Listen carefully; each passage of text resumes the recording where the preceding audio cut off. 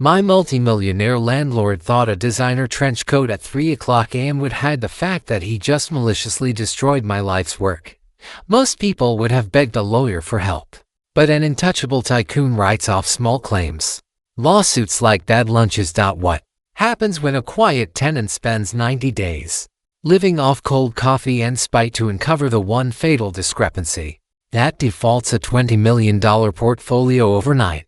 By the time this narrative ends, you will witness the exact moment his entire empire turned to absolute dust without me ever stepping foot into a courtroom. He thought I was going to cry about it. That was the thing I kept coming back to. Weeks later, sitting in the ruins of what I had spent 10 years building, a smell of chemical burns still hanging in the air.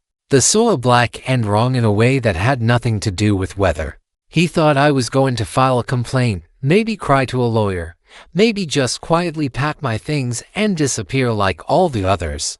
He had done this before. He knew exactly how it usually went.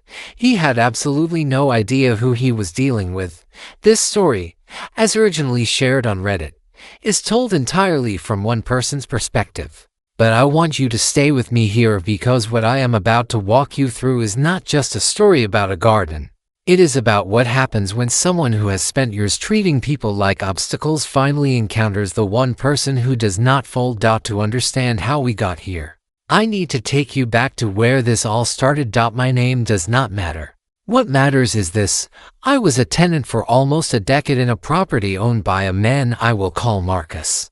And before I say a single negative word about him, I want you to understand something. Marcus was genuinely charming. Not fake charming. Not obvious charming. The real thing. The kind of man who remembered your dog's name, who sent a maintenance crew within hours when something broke, who showed up at your door once with a bottle of wine because he heard you had a rough week. He had that particular gift that the most dangerous people always seem to have. He made you feel like the most important person in the room, right up until the moment he needed you to be invisible. I moved into the property when I was 29. Ground floor unit, private backyard access, and that backyard was the reason I signed the lease without even negotiating. It was a concrete slab when I got there. Nothing. The gray square surrounded by a chain-link fence. But I had time, and I had patience, and I had this deep, almost embarrassing love for growing things. Over the years, I built something genuinely rare. Heirloom roses along the south wall that bloomed in colors I had never seen for sale anywhere. Orchid varieties I had spent years tracking down through specialty growers. A small raised bed vegetable section. Wisteria climbing a cedar trellis I built myself on a rainy November weekend. Neighbors I had never spoken to would stop at the fence just to look at it. It was not just a garden. It was the one place in my life where I felt completely in control of what grew and what did not. I want you to understand that, because you need to feel the weight of what came next. And here is where something quietly starts to shift. Marcus came to me in the spring with what he described as an exciting opportunity. He wanted to convert the back portion of the property to added parking, 3 extra spots, which he had already lined up a commercial tenant for at a significant monthly rate. He was warm about it. Apologetic, even. He said he valued our relationship. He said he wanted to make it right. He offered a small rent reduction and gave me what he described as a temporary lease modification to review. I said no. I had the right to say no. My lease was explicit. The backyard was part of my unit. And honestly, I had done the math. The rent reduction he was offering did not come close to covering what those plants were worth, let alone what they meant to me.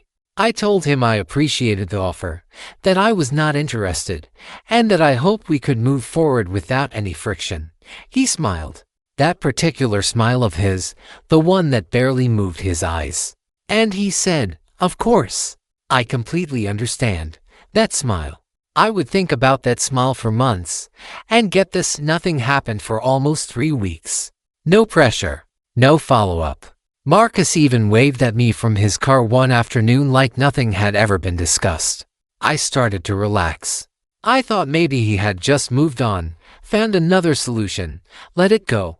I had no idea he had already made his decision. He was just waiting for the right night. I keep trail cameras running in the backyard. Not because I expected anything, just a habit I had developed years ago after a neighborhood break-in blocks over. I never thought I would actually need them for anything serious. At just past 3 in the morning on a Tuesday in late April, I watched a figure in a designer trench coat move through the gate in the side fence, a gate that required a master key only Marcus possessed, and begin, systematically and completely without hurry, saturating my garden with what laboratory testing would later confirm was commercial-grade industrial herbicide. He did not rush. He was almost methodical about it. He covered the rose beds first, then the orchid section, then the trellis. He was thorough in the way that someone is thorough when they are not worried about being caught. By morning, the damage was total. Every orchid, every heirloom rose, the wisteria had already started to blacken at the edges. A decade of work, gone in one night. The officers who responded took one careful look at the footage, wrote up the incident report, and told me it was a civil matter. A civil matter. I stood there in the chemical-soaked remains of 10 years of my life, holding a police report that was essentially a permission slip for Marcus to walk away clean. And I felt something settle in my chest that was colder and quieter than anything I had ever felt before. I was not going to cry about it. I was not going to file a complaint. I looked at that blackened soil and I made a decision so calm it almost frightened me. I was going to take him apart. Here is the thing about rage that nobody tells you. The dangerous kind is not loud. It does not throw things. It does not send furious text messages at midnight. The dangerous kind gets very, very quiet, and it gets organized. I did not confront Marcus. I did not threaten him. I did not post about it anywhere. I did not tell my closest friends what I was planning, because I did not fully know yet what I was planning. I just went inside, made coffee, and opened my laptop. And for the next 3 months, I barely closed it. I want you to really picture this moment. It is almost 2 in the morning. My apartment smells like bad coffee and printed paper. There are sticky notes on every surface. I have a corkboard that my coworker, the one who covered for me during the worst month of my life and never once asked for anything in return, had helped me set up against the far wall. And pinned to that board, piece by piece, is the emerging architecture of Marcus's real world. Because here is the thing about men like Marcus. They build their whole lives on the assumption that nobody is ever going to look carefully. They rely on complexity, on the sheer bureaucratic weight of LLC filings and property tax records and zoning variance documents, to keep their actual business invisible. They are betting that even if you are angry, you are not patient enough to go through all of it. I am extremely patient. The first thing I found was a number that did not make sense. A reported square footage on a neighboring duplex Marcus owned that was inconsistent with the city assessor's records. On its own, it meant nothing. But when I pulled the permit history, I found something remarkable. There was no permit history. Not for the duplex. Not for 3 other properties in his portfolio. Properties that his own loan applications described as multi-unit residential buildings simply did not have the permits that would have been required to legally convert them. Hey, before we go any further, if this story is landing the way I think it is, hitting that subscribe button genuinely means everything on a channel this size. Okay, back to it because I am just getting to the part that made me sit back in my chair and go completely still. Marcus was not just a landlord cutting corners. What I uncovered, piece by piece over 90 days, was a financial structure built entirely on fabricated income. He had been illegally subdividing single-family homes into cramped, unpermitted multi-unit rentals, collecting rent on all of them, and then using that inflated phantom income to qualify for massive commercial loans to acquire even more property. He was leveraged in a way that only works as long as nobody starts pulling threads. His entire $20 million portfolio was one serious audit away from complete collapse. But here is what stopped me cold for almost a full week. I almost walked away. And I want to be honest with you about that, because I think it matters. There was a night, I remember it clearly. It was raining and I was exhausted and I had not slept properly in weeks, where I genuinely sat with the question of whether I was willing to become someone who did this. Whether the garden, whether all of it, was worth what I was turning myself into. I thought about the version of me that just let it go, moved somewhere new, built something new. I sat with that for a long time. And then I thought about him in that trench coat, moving through my gate with a master key, in the dark. Without a single moment of hesitation, he had already made his decision about who I was to him. I had been a problem to solve. A piece of property with a complicated attachment standing between him and 3 parking spots. Clarity is a strange thing. It does not feel like anger. It feels like putting on your glasses and seeing the room exactly as it is. I went back to the corkboard. The thread I had been circling for weeks was his flagship property, a luxury apartment building sitting inside a protected 19th century historical district. And here is where Marcus had made his most spectacular mistake. The one that only someone with genuine arrogance makes. He had gutted it completely. Stripped out the original lath and plaster architecture that the Historical Preservation Code explicitly protected. Replaced it with sleek modern finishes, and done all of it through contractors paid in arrangements that left no clean paper trail. No historical commission review. No preservation board sign-off. Just gone, replaced with something that photographed beautifully for listings. I posed as a prospective high-end tenant and took a full tour. I was extremely pleasant. I asked thoughtful questions about ceiling height and natural light. And while the building manager described the renovation as a complete restoration, I was documenting every surface that should have been original plaster and was not. Now, stay with me here, because while I was doing all of this, Marcus had no idea anything was wrong. I saw him twice during those 3 months. Once at the building mailboxes. Once at a local coffee shop he liked, where he was having what looked like a very relaxed lunch with someone in a good suit. He nodded at me. I nodded back. He looked exactly like a man who had already won. That is the thing about arrogance.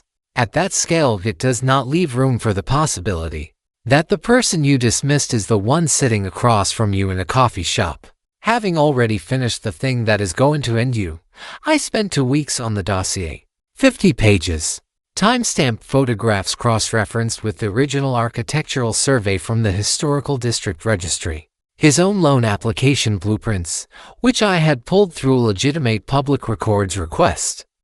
Showing the building described one way on paper while my photos showed it built another way entirely. Zoning overlays. Permit gaps. All of it structured so cleanly that there was no interpretation required, just a clear, documented, irrefutable picture of what had been done and when. I overnighted it, anonymously, to the most notoriously thorough senior inspector in the city's Department of Building and Safety. And then I waited. The trap was set. Every piece was in place. And somewhere across the city, Marcus was sleeping soundly in an apartment he was about to lose.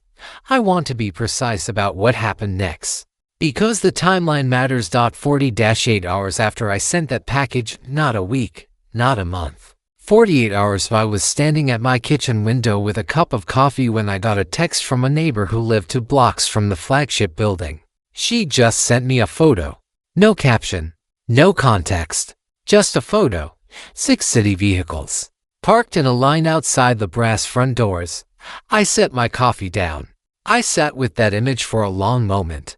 And I will be honest, it was not the feeling I expected. It was not triumph. It was something quieter than that.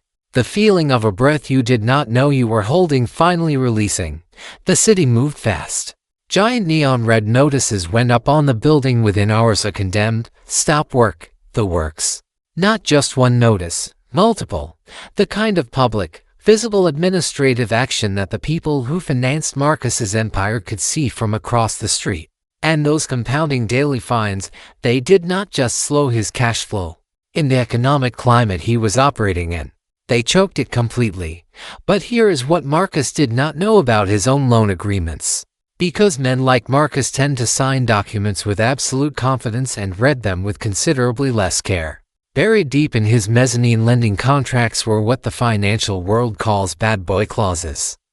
Automatic default triggers that activate the moment certain legal actions are taken against a proper Tie. The second those public liens hit the historical building's title, every major lender in his portfolio had the legal right to call their money due, immediately, in full, and they did. I want you to really picture the next few weeks in Marcus's life, because I have thought about it many times since then. The phone calls starting to stack up. The lawyers starting to review documents he had assumed were just formalities.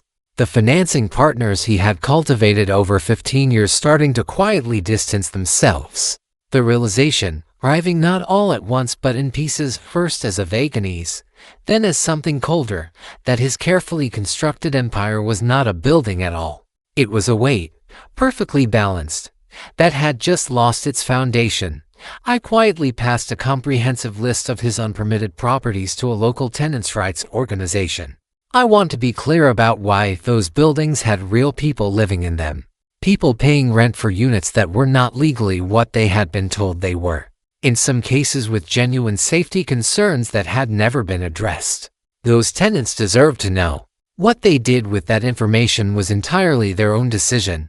What they did was organize a coordinated rent strike across multiple properties. A flood of filings over documented safety violations. The last revenue streams Marcus had left, severed cleanly and simultaneously. The banks move the way banks move when they finally realize they are exposed, fast and sentimental, and without any concern for what it does to the person on the other side. Foreclosures began. One property, then another, then a cascade that I watched unfold in public records over the following months with a kind of stunned focus. The portfolio he had spent 20 years assembling, shredded in less than 6 months. Marcus lost every property he owned. I heard through someone who had known him for years that he had eventually moved into a small studio in a part of the city he would never have previously set foot in. I do not know if that is true. I did not look for him. Here is what I still think about sometimes, late at night when I cannot sleep. I never proved, legally, that Marcus was the figure on my trail cam footage. The chemical in my soil was never officially tied to him in a civil case I never filed. He was never formally charged with what he did to my garden, and somehow that does not bother me the way I thought it would, because what he lost was not taken from him by a lawsuit. It was not taken from him by a judge. It was taken from him by the accumulated weight of every corner he had cut, every rule he had ignored, every person he had treated like an inconvenience. All I did was find the right door and open it. This is the part I still think about. Not the victory, if you can even call it that, but the night I almost walked away. The night I sat in that dark apartment and genuinely considered becoming the person who just let it go. I am grateful I made the choice I made. But I am also honest enough to admit that I am not entirely sure who I became in those 3 months. I learned things about myself, about my patience, about my capacity for cold, methodical focus that I had not known before. I rebuilt the garden, by the way. Different property now. Different soil. Some of the same plants, sourced again from the same specialty growers, because I am exactly that stubborn. It is not the same as what I had. It will not be 4 years. But things are growing again. Some people, when they have everything, still reach for what belongs to someone else. Some of us remember exactly what was taken, and some of us are very, very patient.